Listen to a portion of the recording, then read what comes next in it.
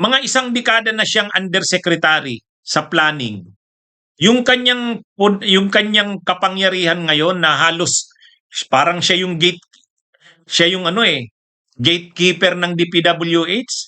Kapag pagdating sa mga insertion, sa mga projects, sa kanya dumadaan. Sa kanya dumadaan. Ngayon, yung kanyang kapangyarihan na yan, diyan siya nakakakuha ng mga porsyento. Yung kapangyarihan niya na yan. At sabi ni Junvic Rimulya, kung 10 years lang o isang dekada, maliit ang 20 billion. Maliit ang 20 billion. Kaya mga kabunyog mga kawayan, sabihin na daw na 20 billion ang kanyang ill-gotten wealth. O yan, ganyan kalaki.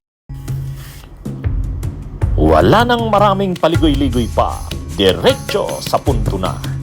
Maiksi lang ang komentaryo, pero diretso sa punto. Maraming kuro-kuro, may tiwali, may totoo. Dito, sa Puntong Diretso tayo. Punto Diretso. Ayon kay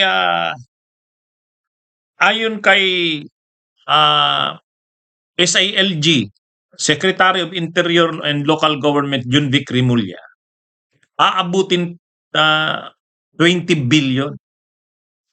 Hindi ko gawa-gawa yan mga kabunyog. Sabi yan sa Philippine Star. Balita sa Philippine Star. Cabral's ill-gotten wealth may reach 20 billion pesos. Junvic. Yan po yung yan yung sinabi ni SILG Junvic Rimulya. Aabutin umano ng 20 billion pesos. The ombudsman can be the one to tell you ano talagang assets niya. But if I were to guess, ito talagang hula ko lang, I wouldn't put it below 20 billion pesos ang assets niya. There are rumors 20 billion ang aking 20 billion theory. Ang aking theory na na-accumulate niya over 10 years as USEC for planning. I wouldn't be surprised if there were 20 billion in assets in one way or another. Nung nakita natin sistema sa DPWH, parang may tara yan sa bawat dadaanan Siya ang unang dadaanan ng tara. Paano niya na-estimate yan? Mahigit 40 years sa DPWH, si dating ang yumaong si Yusek Cabral. Mahigit 40 years. Pero hindi naman siya kaagad-agad mataas ang posisyon.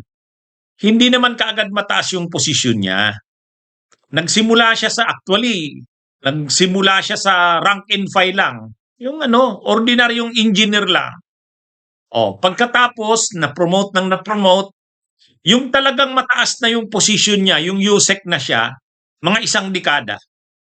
Mga isang dekada na siyang undersecretary sa planning. Yung kanyang kapangyarihan ngayon na halos parang siya yung gatekeeper ng DPWH. Kapag pagdating sa mga insertion, sa mga projects, sa kanya dumadaan.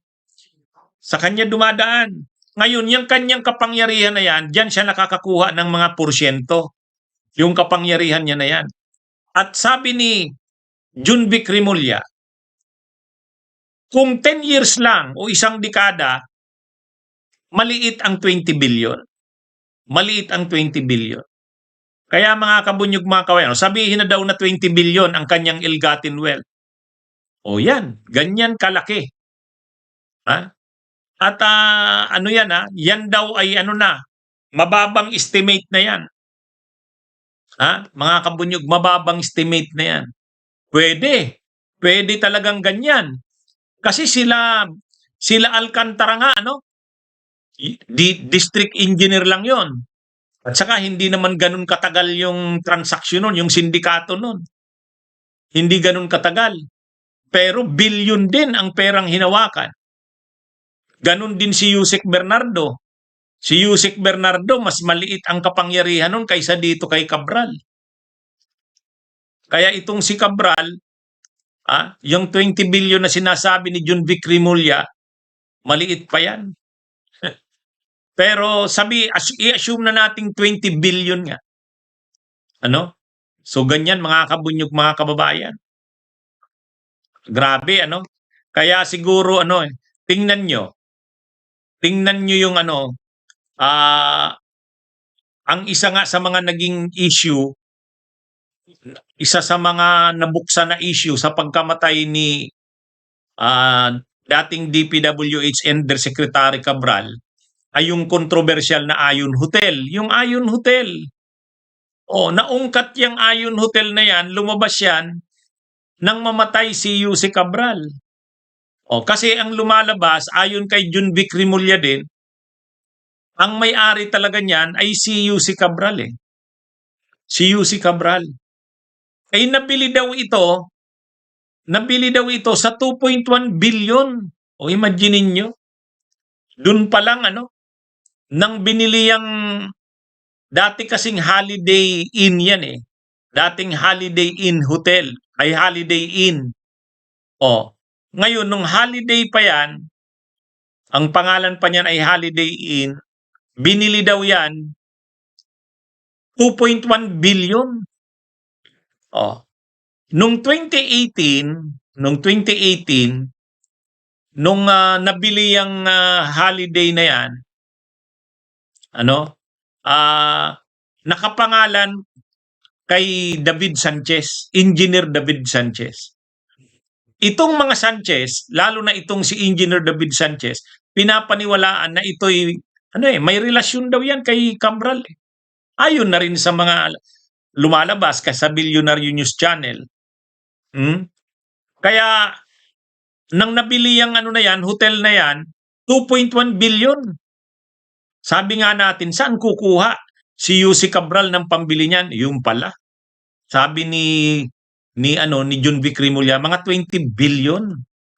Kaya yung hotel na yun na 2.1 billion, maliit pala yun, Kaya mga kabunyog, mga kababayan,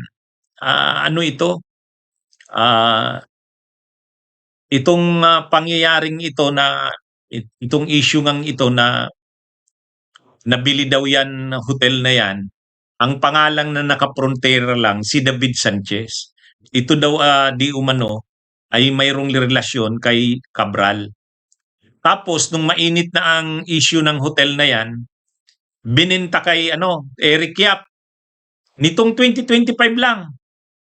Ang bumili naman, yung dami naman ni Eric Yap, yung Robin Tan. Yun naman ang bumili. Kaya mga kabunyog, mga kababayan, grabe. Bunyog, halikan na kasama ka.